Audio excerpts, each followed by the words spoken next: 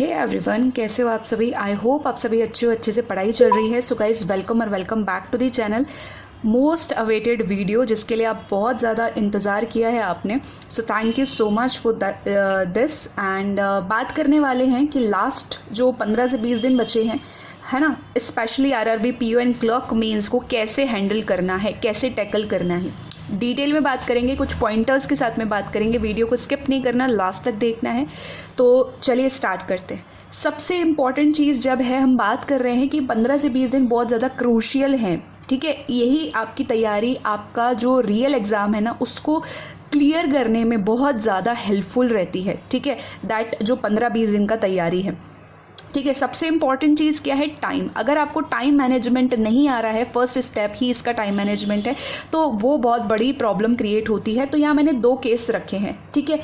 अब बात करते हैं सबसे पहले तो अपना क्या है, रीजनिंग, क्वांट, इंग्लिश और हिंदी में से आप जो भी सेलेक्ट करते हो, जीए और कंप्यूटर। तो एक केस में तो आप ऐसे दे सकते हो कि रीजनिंग, क्वांट, इंग्लिश और हिंदी को 25 मिनट्स ईच दोगे तो 75 मिनट्स यहाँ हो जाएगा। जीए को आप 15 मिनट दे सकते हो, कंप्यूटर को आपने 10 मिनट दिया।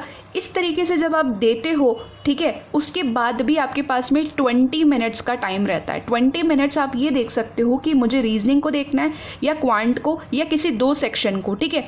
अब लास्ट के 20 मिनट्स इस केस में भी मोस्ट प्रोबेबली जो स्टूडेंट्स होते हैं ना, वो इन तीनों सेक्शंस को देने की कोशिश करते हैं, क्योंकि that is very scoring, okay, बहुत ज़्यादा स्कोरिंग होते हैं। और उसके अलावा आप अपना मार्क फॉर रिव्यू भी चेक कर सकते हो कि यार कोई क्वेश्चन ऐसा स्किप कर दिया था आपने कि लास्ट में करेंगे उसको। सो ये आप कुछ अपना आइडियल टाइम रख सकते हो। उसके अलावा आप अपना एक आइडियल टाइम और रख सकते हो। इस केस में आपके पास तो देखो 20 मिनट बचे, आप वापस से गो थ्रू कर सकते हो पूरे पेपर को। लेकिन इस वाले केस के अंदर अगर आपने रीजनिंग, क्वांट और इंग्लिश को 30 मिनट्स दिए हैं और तीनों सेक्शन में आपके 90 मिनट्स डिवोट हो रहे हैं, तो एक बार में ही एक ही फ्लो में आपको पूरा पेपर जो है यहाँ पे पर्टिकुलर सेक्शन को कंप्लीट करना पड़ेगा, क्योंकि बाद के लिए अपने पास इतना समय नहीं रहेगा। फिर जीए के लिए आपके 15 मिनट्स हो जाएंगे और कंप्यूटर के लिए आपके 10 मिनट्स। तो इस तरीके से आपको 5 मिनट बचेंगे लास्ट में। उसमें होता है ना कि कोई अपन सोचते हैं कि यार इसको मैं कंफर्म कर लूँगा लास्ट में, या कंफर्म कर लूँगी, मार्क फॉर रिव्यू रख देते हैं, या कुछ हल्की सी चीज़ ऐसी लग रही है कि एक बार इसको जस्ट अपन आंसर को वापस से चेकआउट कर लेते हो। तो जस्ट आपका ये 5 मिनट रहेगा कि आपका कोई क्वेश्चन गलत होने से रुक जाए, तो वो चीज़ आपका 5 मिनट आप डिवोट कर सकते हो पूरा फाइनल टच देने के लिए, ठीक है। अब एक इम्पॉर्टेंट चीज़ है कि यहाँ से लास्ट टाइम पे तो मैंने इस स्ट्रैटेजी को फॉलो किया था, लेकिन अब मैं थोड़ा सा ट्विस्ट करूँगी यहाँ पे कि ये तो मेरा है ही है, लेकिन किसी मॉक में मैं इस चीज़ को भी फॉलो करने वाली हूँ, जिससे मुझे ये देखना है कि मेरा मार्क्स कहाँ इंक्रीज हो सकता है, एंड फिर फाइनली मुझे जो बेहतर लगेगा उसको मैं करूँगी यहाँ पे। ठीक, इंपॉर्टेंट चीज़ यहाँ पे ये है कि रीजनिंग के अंदर अपने 1.25, क्वांट में भी 1.25 ईच क्वेश्चन रहेगा, तो 40 क्वेश्चन से तो 50 मार्क्स के हो जाएंगे। वैसे इंग्लिश, हिंदी के लिए 1 मार्क्स का और जीए के लिए भी 1 का, और कंप्यूटर का आपको पता है कि हाफ हो जाता है, 40 है तो 20 मार्क्स है, तो ऐसे 200 क्वेश्चन से 200 मार्क्स। दूसरा इंपॉर्टेंट चीज़ आता है कि स्टार्ट कहाँ से करें। टाइमिंग तो समझ में आ गया, that is the very first step. अब स्टार्ट कहाँ से करना है, जिससे कि पूरी जर्नी में आपका कॉन्फिडेंस बना रहे, पूरी जर्नी में आपकी एनर्जी बनी रहे। सो मैं हमेशा बोलती हूँ कि जब आप प्री के लिए करते हो तो लास्ट में प्रीवियस ईयर पेपर्स लगाया करो, लेकिन मेंस में सबसे पहले ज़रूरी है प्रीवियस ईयर पेपर लगाने 2022 के, 2021 के। आप मॉक के थ्रू लगाना। इसका जो लिंक है वो टेलीग्राम में मैंने शेयर कर दिया है। टेलीग्राम का लिंक आपको डिस्क्रिप्शन में मिलेगा, फर्स्ट लिंक जो है उस पर आप जुड़ जाना मेन चैनल में, ठीक है। वहाँ सर्च करोगे प्रीवियस ईयर पेपर, आपको दिख जाएंगे आरआरबी पीओ एंड क्लर्क दोनों के लिए। मॉक के थ्रू करना, क्योंकि पीडीएफ से करने का कोई मतलब नहीं है, कोई इम्पैक्ट नहीं है।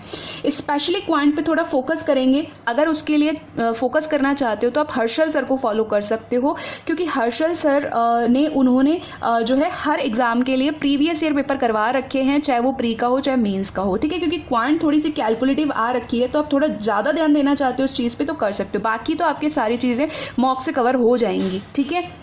ये इंपॉर्टेंट है। मॉक में भी आप टारगेट बना करके करना, ठीक है, टारगेट बना करके करना, क्योंकि जो प्रीवियस ईयर पेपर होता है ना, वो क्या होता है आपका, एक तो उससे आपको पैटर्न पता चल जाता है, दूसरा कॉन्फिडेंस आता है। बात करते हैं यहाँ पे पैटर्न की।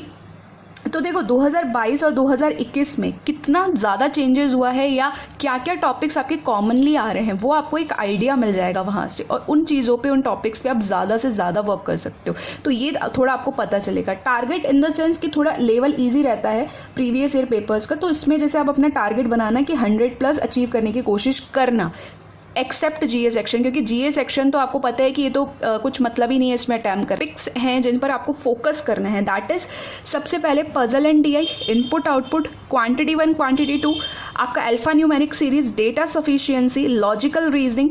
पजल और डीआई जो है ना वो आपको डेली करना पड़ेगा।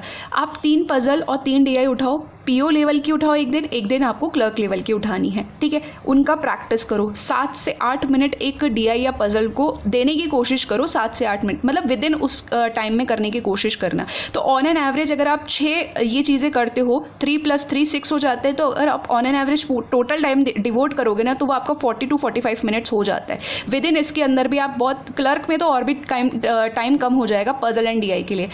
मॉक के अलावा प्रैक्टिस करना पजल एंड डीआई की is very very important, okay. इसी से ही आपकी स्पीड बनेगी एग्जाम में मैक्स टू मैक्स करने की, ओके। तो ये तो आपको डेली प्रैक्टिस करने हैं, इनपुट आउटपुट और जो भी टॉपिक्स मैंने आपको बताए हैं, ठीक है, ये प्रैक्टिस करना है। प्रैक्टिस करने के लिए आप या तो मॉक से कर लो, मतलब जो टॉपिक वाइज क्विज आती है, या तो आप वहाँ से कर सकते हो। अगर आपके पास पीडीएफ है, पीडीएफ से करना चाहते हो, आपको हैबिट भी है, तो पीडीएफ में अलग से टाइमर मेंशन करना पड़ेगा, ठीक है। तो पीडीएफ की जगह तो मैं ज़्यादा बोलती हूँ कि आप ना अपना टॉपिक वाइज क्विज से कर लो, जो कि फ्रीली अवेलेबल है अड्डा पे, प्रैक्टिस मॉक पे, गाइडली पे, या फिर आपके पास में पेड है तो दैट इज़ वेरी, प्लेलिस्ट को ज़रूर विजिट करें। अगर पजल की बात बताऊँ मैं तो अंकुश सर हैं, और मेंस डीआई की बात बताऊँ मैं आपको तो हर्षल सर को आप फॉलो कर सकते हो। फ्री प्लेलिस्ट उनकी मिल जाएंगी, बहुत सारी प्लेलिस्ट है, एक जितना आप एक प्लेलिस्ट को पकड़ लेना, जितना मैक्स टू मैक्स कर सकते हो उसमें से करो। उसके बाद मैं यहाँ पे बता रही हूँ बिगेस्ट मिस्टेक जो स्टूडेंट्स करते हैं, ठीक है, दैट इज़ लॉजिकल रीजनिंग को अवॉइड कर देंगे, कैलकुलेशंस को अवॉइड कर देंगे और क्लासेस सबसे ज़्यादा देखेंगे। ये बहुत बड़ी मिस्टेक है, क्योंकि लॉजिकल रीजनिंग ऐसा है कि आपके 7 से 8 क्वेश्चंस अगर आ रहे हैं और अगर आपने अच्छे से प्रैक्टिस करी है तो आप ज़्यादा भी नहीं तो 3-4 क्वेश्चंस तो ईजीली उसमें से बना लोगे, ठीक है। अब उसको आपको कवर करना ही है, ठीक है, आप रिस्क मत लेना, आप कवर करना ही है। अगर 30+ अगर आपने रीजनिंग में बना लिए हैं तो बाकी के अगर आप 35 तक अपना स्कोर पहुंचाना चाहते हो या 35+ तक, तो उस केस में आप क्या करो कि लॉजिकल रीजनिंग को अटैम्प्ट करने की कोशिश करो, और वो तभी हो पाएगा जब आपने ये वीडियो देखा है। वीडियो के अंदर हर एक चीज़ मैंने बता रखी है अच्छे से कि कौन से टॉपिक को कौन से सोर्स से फॉलो करना है। वीडियो का लिंक आपको डिस्क्रिप्शन में मिल जाएगा, भटकने की भी जरूरत नहीं है, हर चीज़ यहाँ पे बता रखी है मैंने, ठीक है। फिर आता है कैलकुलेशन। स्पीड मैथ्स की जब प्री होता है तो हम स्पीड मैथ्स के टॉपिक वाइज क्विज देते हैं, पीडीएफ से कर रहे होते हैं, लगे रहते हैं उसके अंदर, ठीक है। लेकिन मेंस आते ही हम इस चीज़ को स्टॉप कर देते हैं कि मेंस में तो आएगा ही नहीं। ऐसा ज़रूरी नहीं है, आपका पीओ में अगर वो देना चाहेगा तो स्पीड मैथ्स का कोई ना कोई चीज़ डाल देगा। अगर ज़्यादा कैलकुलेटिव बनाना चाहेगा तो हो सकता है कि वो स्किप कर दे, बट क्लर्क में तो आपको देखने को मिलेगा ही मिलेगा, राइट। सो ये कैलकुलेशंस स्पीड मैथ्स की ना केवल स्पीड मैथ्स को सॉल्व करने में हेल्प करती है, बट आपकी डीआई को सॉल्व करने में भी हेल्प करती हैं। जो एक स्टूडेंट है जो 4 मिनट में किसी डीआई को कर रहा है, वहीं जिसकी कैलकुलेशन बहुत ज़्यादा अच्छी है वो उसको 2.5 मिनट में 3 मिनट में भी कर लेगा, ठीक है। तो प्लीज़ उस चीज़ को समझो कि कैलकुलेशन आपको एज इट इज़ रखनी है, माइंड कैलकुलेशंस रखनी है, ताकि आपकी अर्थमैटिक में डीआई में जो एक्स्ट्रा कैलकुलेशंस आती है नंबर्स की, डिजिट्स की, उसमें आपकी स्पीड बनी रहे, ओके। कभी कभी हम 4 का 5, 5 का 4 कर देते हैं, वो नहीं होगा यहाँ से, ठीक है। तो वो जो बैफल होता रहता है ना, वो नहीं होगा। प्लस यहाँ पे क्लासेस देखना आज ही बंद करना है, क्योंकि आपने इतनी क्लासेस ऑलरेडी प्री के अंदर देख रखी हैं कि आपका ऑलरेडी बेस बन चुका है। क्लासेस देखने का टाइम आपके पास नहीं है, ये टाइम जो है वो है सेल्फ प्रैक्टिस का, दैट इज़ वेरी इंपॉर्टेंट। अगर आपने क्लासेस देख ली, सेल्फ प्रैक्टिस नहीं करी, तो आपको कुछ भी फायदा नहीं होगा किसी चीज़ का। But yes, YT free playlist अगर आप चाहते हो तो वो देख सकते हो, क्योंकि उसमें आपको क्या होगा ना, आप स्पीड मोड पे भी देखोगे तो आपको थोड़ा सा जो है ना ज़्यादा से ज़्यादा आप पैटर्न सॉल्व कर पा रहे होंगे, ठीक है, जो एग्जाम में आ रहे हैं, तो वहाँ से आपको क्लैरिटी मिलेगी। और या फिर बहुत ज़्यादा ज़रूरी है क्लास देखना, तो कोई ऐसा टॉपिक या कॉन्सेप्ट जो आपको अभी मिस हो रहा है या समझ नहीं आ रहा है तो यू कैन वॉच, बट उसके अलावा क्लासेस देखना बंद कर दो, उससे ज़्यादा तो सेल्फ प्रैक्टिस करो। में आता है कि मैम कंप्यूटर को कैसे डील करना है लास्ट मोमेंट पे, ठीक है। कंप्यूटर का वीडियो स्ट्रेटेजी बना हुआ है, उसके अंदर मैंने सब कुछ बता रखा है। अगर आपने 10-15 मिनट उस पर्टिकुलर वीडियो में देख लिए ना, तो आज ही आपको बस डिवोट करना है ये टाइम। कल से तो आपकी पूरी टॉप नोच वाली प्रिपरेशन स्टार्ट कर लोगे, ये मेरी गारंटी है, ठीक है। सो प्लीज़ उस वीडियो को आप वॉच कर लेना। अब बात करते हैं यहाँ पे हिंदी सेक्शन की। अब जो इंग्लिश नहीं सेलेक्ट करेंगे वो हिंदी सेलेक्ट करेंगे, डेफिनेटली बात है। तो हिंदी के लिए सबसे अच्छा सोर्स है हर्षल सर की प्लेलिस्ट, ठीक है, बेस्ट सोर्स है, उन्होंने सारी चीज़ें कवर कर रखी है। लर्निंग कैप्सूल के नाम से इनका इनका चैनल है, आपको यहाँ ब्लिंक भी हो रहा होगा, उसमें इनकी प्लेलिस्ट मिल जाएगी, है ना। ये इंपॉर्टेंट है क्योंकि हिंदी का जो सिलेबस है ना उसको कवर करना बहुत इंपॉर्टेंट है। जैसे कि इंग्लिश है, इंग्लिश में हम टॉपिक वाइज चलते रहते हैं, वैसे ही हिंदी में भी आप चलो। अब यहाँ पे प्रैक्टिस सेट्स जो होती है सेक्शनल बहुत कम मिलते हैं, तो या तो आप सेक्शनल पेड खरीद सकते हो, ठीक है, या तो आपको वो करना पड़ेगा, गाइडली पे आपको मिल जाएगा, ठीक है, एक बार आप चेक कर लेना। अदरवाइज बायजूस की अगर आपने टेस्ट सीरीज खरीद रखी है तो वहाँ पे आपको एक टेस्ट तो मिलेगा जिसमें इंग्लिश सेक्शन आएगा और एक टेस्ट मिलेगा हिंदी सेक्शन, तो ऐसे आपके मतलब 10 टेस्ट आपको मिल जाएंगे। ओके तो बहुत ही अफोर्डेबल रेट्स पर है, तो आप जा करके इसके मॉक्स को परचेज कर सकते हो, क्योंकि हिंदी की प्रैक्टिस तो करनी पड़ेगी ना। चलो आपने क्लासेस वगैरह तो देख ली, बट प्रैक्टिस भी तो नीडेड है। तो उसमें एक ही कमी हो सकती है जो कि इंटरफेस इशू आ सकता है आपको, क्योंकि इंटरफेस इसका जस्ट आरआरबी के हिसाब से नहीं है ना, तो बस वो इंटरफेस का इशू आ सकता है। बाकी आप कंटेंट वगैरह सब कुछ सही है, मोस्ट प्रोबेबली एरर फ्री ही रहता है वहाँ पे, ठीक है, मोस्ट प्रोबेबली एरर फ्री रहती हैं चीज़ें, और चीज़ें अच्छी हैं। अगर आप इंटरफेस इशू की वजह से उसको नहीं परचेज कर सकते तो फिर लास्टली ऑप्शन आपके पास से सेक्शनल का बचता है। तो ये हिंदी इतनी सी स्टेप में आपका कवर हो जाएगा, इससे ज़्यादा कुछ करने की ज़रूरत नहीं है, बहुत डिसेंट स्कोर करोगे। इंग्लिश सेक्शन की, इंग्लिश की भी स्ट्रैटेजी अपनी बनी हुई है, प्री प्लस मेंस के लिए कैसे फोकस करना है, अगर नहीं देखा है तो सिंपल 3 स्टेप्स आपको फॉलो करने हैं। Reading mock topic wise, reading आपको टिल द एग्जामिनेशन तक रखनी होती है। रीडिंग का मैंने बता रखा है कि एडिटोरियल करो और खुद से सेल्फ रीडिंग करने की आदत डालो, ठीक है, प्लस जो वॉकैब उसमें से निकल रही है और मॉक की प्रैक्टिस से आपकी जो वॉकैब आई है बस उसको याद रखो। अलग से वॉकैब की बुक्स उठा करके मत बैठो, उसका कोई यूसेज नहीं है। अगर अलग से ही बुक उठानी होती तो हम डिक्शनरी नहीं उठाते, तो ये इलॉजिकल चीज़ है, स्पेशली इन बैंकिंग एग्जामिनेशंस। तो प्लीज़ इस चीज़ पर थोड़ा सा फोकस करें। रीडिंग से अंडरस्टैंडिंग बनती है, अंडरस्टैंडिंग मेंस में बहुत इंपॉर्टेंट रोल प्ले करती है, क्योंकि प्री में तो आपको डायरेक्ट चीज़ें मिल जाएंगी, लेकिन मेंस में आपको अंडरस्टैंडिंग के बाद में उनकी टोन फाइंड करनी है आरसी के अंदर, उसका वॉकैब निकालना है, उसके क्वेश्चन आंसर को आंसर्स करने हैं, ठीक है, ये इंपॉर्टेंट है। इसलिए रीडिंग आपको कॉन्टिन्यूस रखनी है, तब जाकर के आपका फ्लो बना रहेगा मॉक्स के अंदर भी, ठीक है।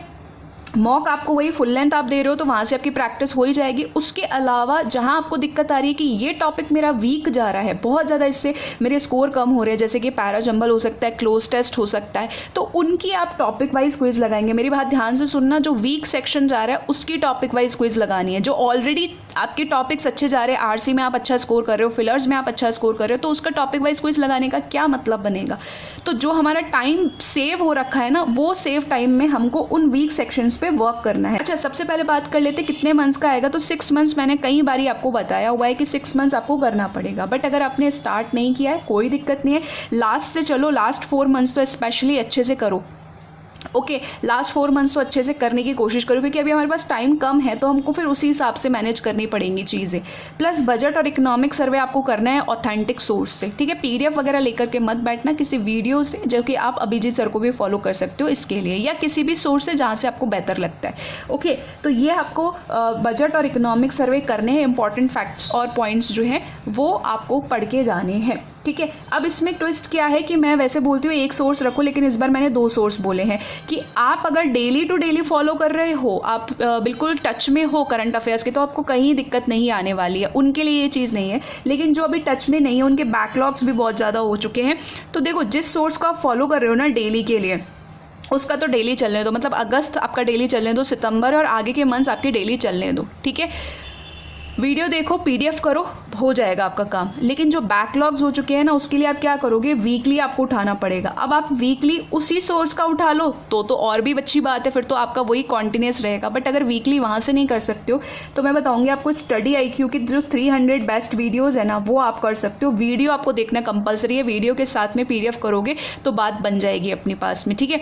हालांकि वो तो रिविजन वीडियो होता है, बट अगर अपन ने कुछ किया ही नहीं है तो something is always better than nothing, कुछ ना करने से कुछ करना बेहतर है। तो फिर उस केस में बैकलॉग्स के लिए आप वीकली वाले जो 300 स्टडी आईक्यू के जो वीडियोस एंड पीडीएफ आती है उससे आप इसको कवर कर सकते हो, ठीक है। That is very very helpful in the real examination. फिर उसके बाद में अपने को क्या करना होता है, क्विज जो करनी होती है वो सिर्फ और सिर्फ अपने को वीकली लगानी होती है। डेली क्विजेस के इतना कुछ नहीं होता, क्योंकि डेली आप रिविजन करते चले जा रहे हो, ठीक है। फिर सैटरडे संडे आता है एक पूरा वीक का, उसके अंदर पूरी वीकली क्विज लगाओ, तब आपको फायदा मिलेगा। और यहाँ पर अगर आप वीकली वैसे भी कर ही रहे हो, फिर वीकली क्विजेस लगा रहे हो, चाहे वो अपने प्लेटफॉर्म से करो जो टेलीग्राम में अवेलेबल है, या आप किसी भी प्लेटफॉर्म से करो, बात बन जाएगी। कंफर्ट जोन को, अब ये कंफर्ट जोन क्या है, जैसे मान लो कि मैंने एक एग्जांपल लेती हूँ यहाँ पे कि मैंने एक पजल की प्रैक्टिस कर रखी है, दैट इज़ डेजिग्नेशन बेस्ड। अब मुझे पता है कि मैंने बहुत अच्छे से इसकी प्रैक्टिस कर रखी है, लेकिन जैसे ही मैंने उठाया क्वेश्चन वैसे ही मुझे लगा यार स्किप करने वाला है, तो मैं ये नहीं सोचूंगी कि मेरा कंफर्ट जोन है, मैंने बहुत प्रैक्टिस करी है, मैं उस मोमेंट पर उसको स्किप कर दूंगी। लास्ट में टाइम बचेगा, करूंगी नहीं करूंगी तो उसको पूरा ही स्किप कर दूंगी। तो ये ईगो पे नहीं लेना है। ये स्किप का तरीका आपको तभी समझ आएगा जब आप मॉक में अच्छे से फोकस होकर के उसका एनालिसिस कर रहे हो मॉक देने के बाद। ठीक है, ये धीरे धीरे अंडरस्टैंडिंग खुद ही बन जाएगी। तो दैट इज कंफर्ट जोन, और उसको भी स्किप करना आपको आना चाहिए जब रिक्वायर्ड है। ओके उसके अलावा आपको पता होना चाहिए आपका जो अटैम्प्ट का स्ट्रेटजी है कि आप मिसलेनियस पहले करते हो, फिर आप पजल या डीआई पे आते हो, या इंग्लिश का पर्टिकुलर कोई स्ट्रेटजी है, या आपका हिंदी का पर्टिकुलर कोई स्ट्रेटजी है, हर लेवल के हिसाब से। तो उसको एक्सपेरिमेंट मत करना, उसको एज इट इज़ रखना, किसी और के हिसाब से अपने अटैम्प्ट करने की स्ट्रेटजी को मत बदलना। ठीक है, ये इंपॉर्टेंट है। कई लोग आपको ये भी बोल सकते हैं कि पेपर का लेवल अगर आपको ऐसा लगे तो आप एक काम करना, रीजनिंग से शुरू करते हो तो रीजनिंग से ना शुरू करके जो भी सेक्शन शुरू हो वहाँ से कर लेना। ऐसा मत करना, अगर आप रीजनिंग से शुरू करते हो रीजनिंग से करो।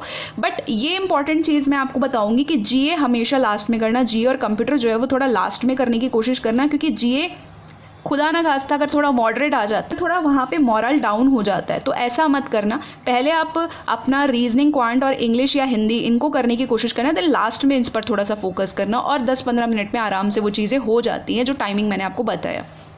ठीक है, ये ज़रूर आप कर सकते हो। और MFR को यूज़ करना, मार्क फॉर रिव्यू, जहाँ आपको लग रहा है कि अगर आप सीक्वेंस में चलोगे ना तो आपका बहुत टाइम वेस्ट होने से बच जाएगा। ठीक है, और मार्क फॉर रिव्यू रहेगा, जो क्वेश्चन सॉल्व होने हैं वो हो जाएंगे, जो स्किप होने हैं उसमें वो रेड पोर्शन ऑलरेडी बता देता है। ठीक है, कि ये अपने को मार्क फॉर रिव्यू करने की भी ज़रूरत नहीं है।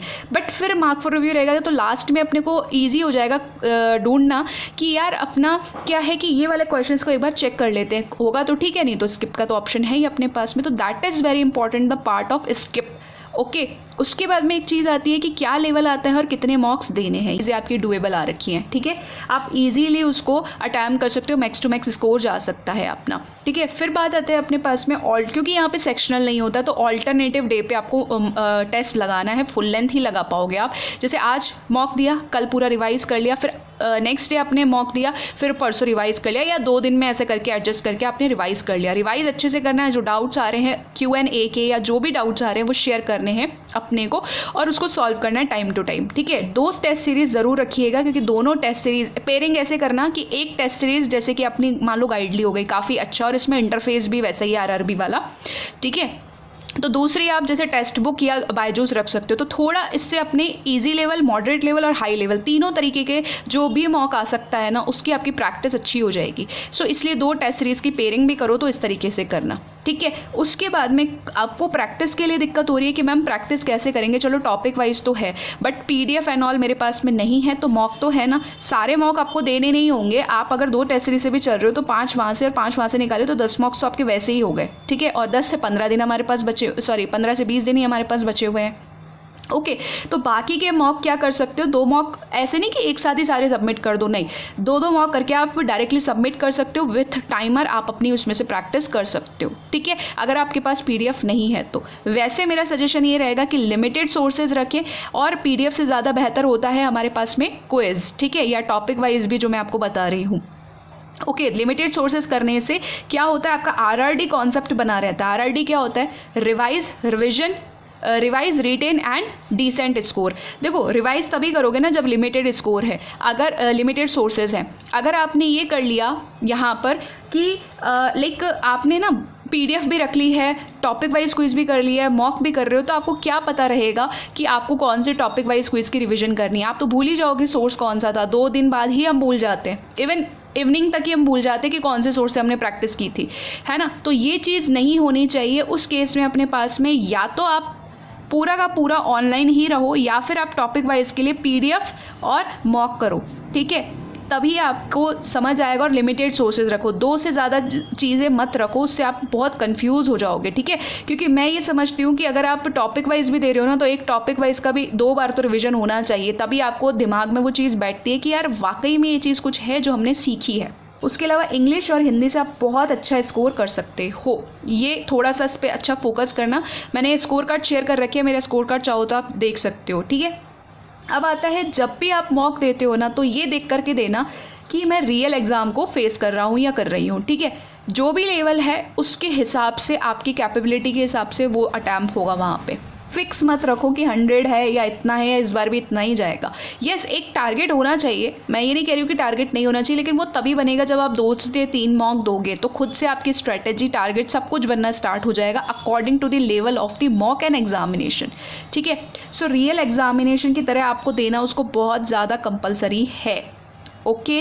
अब बात आती है यहाँ पे कि ये आरआरडी कॉन्सेप्ट मैंने आपको बता दिया। हाँ, मॉक के अंदर आप चाहो तो जीए सेक्शन को स्किप कर सकते हो, क्योंकि देखो आपकी क्या प्रिपरेशन है अभी तक वो सिर्फ आप ही जानते हो, और मॉक में कौन से मंथ्स का दे रखा है आपको पता नहीं है। तो अब जब आप उसको अटैम्प्ट करोगे ना, तो हो सकता है कि आप थोड़ा डिमोटिवेट हो जाओ उस चीज़ को लेकर के, तो उसकी तो अलग से प्रैक्टिस करो। जो बताया मैंने वीकली और अभी थोड़ा सा हमने डिस्कस कर लिया, उस हिसाब से आप कर सकते हो। तो that is very important target, okay. अब लास्टली अपनी चीज़ आती है कि प्लान। अगर मैंने सारी चीज़ें आपको 6 पॉइंट्स में जो समझाई हैं वो समझ में आ गई है ना आपको अच्छे से, तो डेफिनेटली उसके बाद में आपको क्या करना है, प्री और मेंस को बैलेंस करके अपना खुद का प्लान बनाना है। अपन अब टू डू लिस्ट देते हैं टेलीग्राम के अंदर, ठीक है। टू डू लिस्ट देती हो, उससे चाहो तो उसको एज इट इज़ फॉलो कर लो। अगर वैसे नहीं कर सकते तो अपनी वहाँ से हिंट लेकर के टू डू लिस्ट बनाओ। कई लोगों को बहुत दिक्कत आती है टू डू लिस्ट मेंटेन करने में, तो वहाँ से आपको आइडिया मिल जाएगा, ठीक है। बहुत, अगर आप बिल्कुल वर्किंग नहीं हो, सिर्फ पढ़ाई करनी है, तो बहुत अच्छा टाइमिंग आप मैनेज कर सकते हो। ये मत सोचो 10-12 घंटे पढ़ना है, बस अपना जो दिन का पूरा टारगेट बना है उसको 95% कंप्लीट करने की कोशिश करो, एंड विथ पूरा का पूरा कहते हैं ना क्वालिटी वाली स्टडी, इफेक्टिव वाली, जिसमें रिवीजन भी है, एनालिसिस भी है, लिमिटेड सोर्सेज भी है, सब कुछ, ठीक है। तो ये एक बैलेंस आपने खुद का बना लिया है, तो आपको सिलेक्शन लेने से कोई नहीं रोक सकता। That's important. और अपने को लास्टली बेस्ट देना है, रिजल्ट का सोच के अपने को कुछ नहीं चलना, ठीक है। जो आपका जितना मैक्स टू मैक्स आप प्रिपरेशन कर सकते हो ना, उतना मैक्स टू मैक्स अपना प्रिपरेशन करो, ठीक है। तो ये एक स्ट्रेटजी है और इसी की तरह से मैं फॉलो करने वाली हूँ। सो वीडियो आई होप आपको क्लियर हुई होंगी चीज़ें। फिर भी कोई आपका क्वेरी है, सजेशन है, तो कमेंट करना। इस वीडियो में इतना ही। वीडियो इन्फॉर्मेटिव लगा है तो hit the like button, subscribe कर देना। चैनल को सब्सक्राइब नहीं किया है तो ज़्यादा से ज़्यादा शेयर कर देना, और बाकी के इंपॉर्टेंट अपडेट्स के लिए टेलीग्राम से जुड़ना ना भूलें।